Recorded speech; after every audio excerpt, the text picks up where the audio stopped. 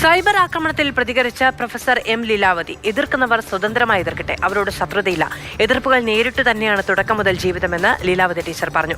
ഗസയിലെ കുഞ്ഞുങ്ങളെ കാണുമ്പോൾ എങ്ങനെയാണ് തൊണ്ടയിൽ നിന്ന് ചോറ് ഇറങ്ങുക എന്ന പരാമർശത്തിലായിരുന്നു ലീലാവതി ടീച്ചർക്കെതിരെ സൈബർ അതിക്രമം ഉണ്ടായത്. ഏത് നാട്ടിലായാലും ഏത് ജാതിയായാലും ഏത് മതമായാലും എനിക്ക് ഒരുപോലെയാണ്.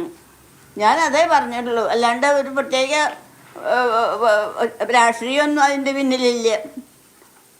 പണ്ട് 2019 ഞാൻ ഓണത്തിന് വെറും കഞ്ഞി കുടിച്ചു.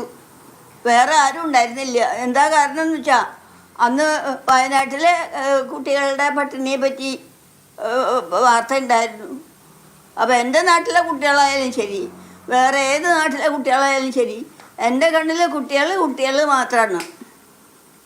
ഞാൻ ഒരു അമ്മയുടെ കണ്ണുകൊണ്ടാണ് അവരെ നോക്കണത്. മതത്തിൻ്റെയോ ജാതിയുടെയോ വർണ്ണത്തിൻ്റെയോ ഒന്നും പശ്ചാത്തലം അതിലില്ല. അതേ പറയാനുള്ളൂ. എതിർക്കുന്നവർ സ്വതന്ത്രമായിട്ട് എതിർത്തോട്ടെ, എനിക്കൊരു വിരോധമില്ല.